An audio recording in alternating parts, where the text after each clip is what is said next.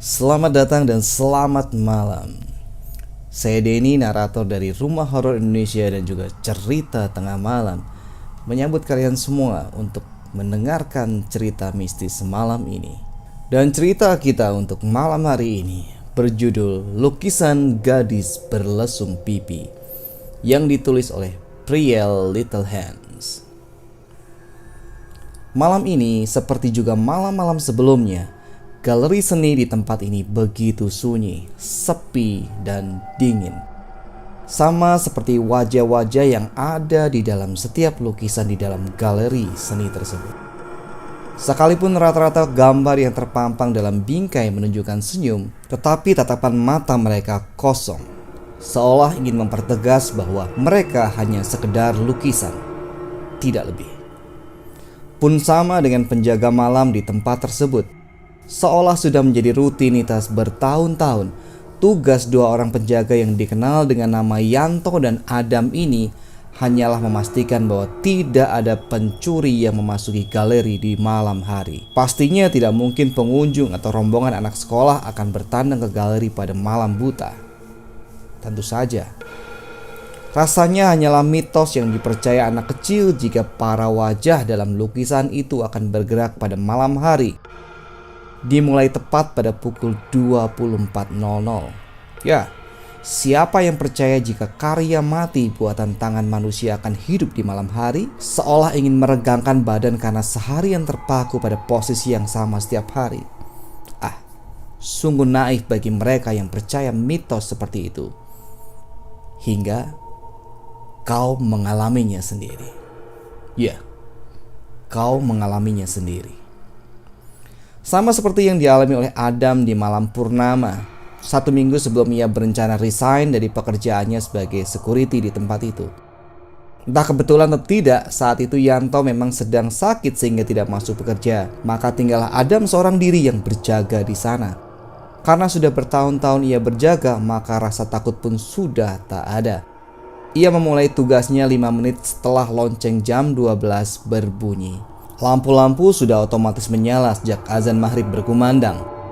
Tak terdengar suara apapun kecuali langkah kaki Adam sendiri. Namun saat itu ternyata Adam tidaklah sendiri. Ada sepasang mata yang mengawasi Adam. Mata yang sebenarnya sudah berpuluh-puluh tahun mengawasi setiap pengunjung yang datang dan juga para penjaga galeri. Mata dari sebuah lukisan seorang gadis berlesung pipi yang sedang duduk di sebuah ayunan di depan rumahnya sambil menyungging senyum manis yang penuh misteri. Jika dilihat sekilas, lukisan ini terlihat tak ada bedanya dengan lukisan-lukisan lain yang terpampang di setiap tembok galeri. Posisi lukisannya pun tidaklah istimewa, ditempatkan bersama lukisan lain dengan tema gadis beragam ekspresi dan posisi. Tidak ada yang istimewa. Sekalipun ia dilukis memiliki lesung, itu hanya sekedar mempermanis karya sang pelukis. Bahkan konon pelukisnya pun bukan pelukis terkenal sekelas Avandi. Lalu apa yang membuatnya berbeda dari lukisan lainnya? Apa yang membuat matanya seolah hidup? Karena lukisan tersebut menyimpan segudang misteri. Jangan pernah sekali-kali menatap mata lukisan gadis berlesung itu lebih dari 66 detik jika tak ingin hidupmu dihantui banyak kejadian mengerikan. Sama seperti kisah hidup gadis dalam lukisan tersebut. Ya, ternyata lukisan itu dibuat berdasarkan wajah asli yang pernah ada. Gadis berlesung itu pernah ada ratusan tahun silam. Verlita adalah nama gadis berlesung itu. Ia merupakan anak seorang pengusaha kaya Belanda yang tinggal di Batavia saat Belanda masih berkuasa di tanah Katulistiwa. Wajahnya yang cantik ditambah lesung yang menghiasi kedua pipinya membuat banyak pria sulit untuk memalingkan wajah saat menatapnya. Sebenarnya Verita adalah seorang gadis yang ramah. Sejak kecil ia selalu tersenyum jika berpapasan dengan mereka yang menyapanya. Tak peduli apakah itu kaum bangsawan maupun rakyat biasa. Sekalipun rumahnya menyerupai istana, Verlita tidak segan mengajak anak-anak seusianya bermain di rumahnya. Pun jika anak tersebut hanyalah anak kaum pribumi yang pada saat itu dianggap kotor dan bodoh. Namun kedua orang tua Verlita tidak suka jika ia terlalu dekat dengan anak-anak sekitar. Mereka takut Verlita terbawa dalam pergaulan yang tidak sesuai dengan derajatnya. Karena itulah semakin lama kedua orang Verlita mulai mengekang Verlita untuk bermain dengan anak-anak sekitar yang sebaya dengan Verlita.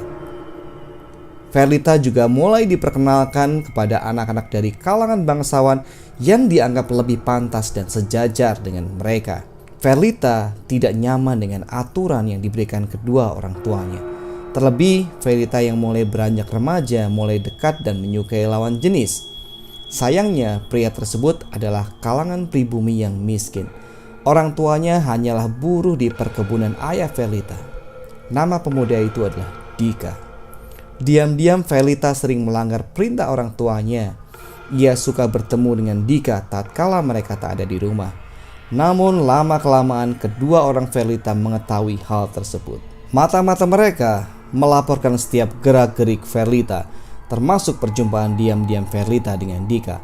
Betapa marahnya ayah Verlita mengetahui bahwa ia diam-diam sering menemui Dika. Akhirnya sang ayah memecat ayah Dika sehingga mereka kehilangan pekerjaan. Dika yang mengetahui hal tersebut naik pitam. Rasa cintanya pada Verlita berubah menjadi benci. Suatu ketika saat Dika sedang melihat Verlita sedang duduk di ayunan sambil melamun, diam-diam Dika datang menghampiri dari arah belakang. Verlita yang memang tak menyadari kehadiran Dika sangat terkejut.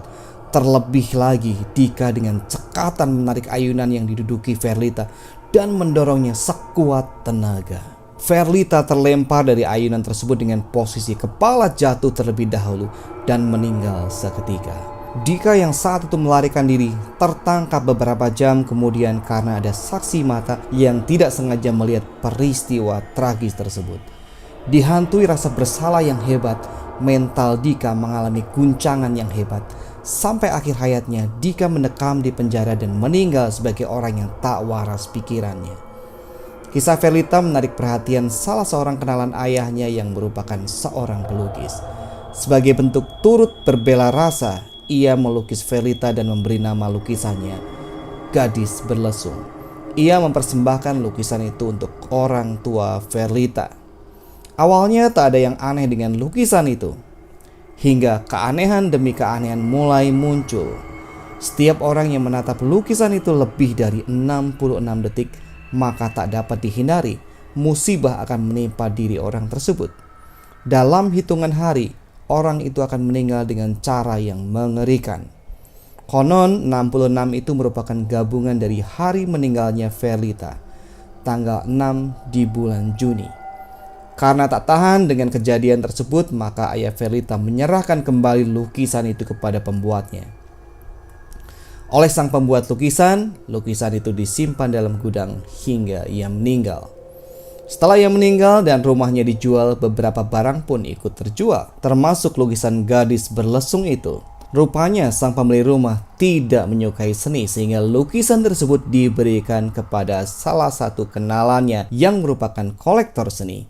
Sang rekan kemudian memajang lukisan tersebut di salah satu ruang galeri miliknya yang sekarang masih berdiri kokoh sekalipun telah berganti kepemilikan. Pun dengan lukisan Gadis Berlesung itu, sesekali mata sang gadis berlesung bergerak ataupun mengeluarkan semacam air mata. Bahkan peristiwa aneh lainnya kembali terjadi, tetapi tidak ada yang menyadarinya, kecuali mereka yang mengetahui sejarah lukisan itu. Jadi jika suatu saat kamu pergi ke suatu galeri lukisan dan melihat ada lukisan gadis berlesung duduk di ayunan sebuah taman, hati-hatilah. Mungkin itu adalah lukisan gadis berlesung terkutuk pembawa maut. Oke teman-teman, sekian cerita untuk malam hari ini. Terima kasih untuk mendengarkan sampai habis. Sampai ketemu di cerita berikutnya dan selamat malam.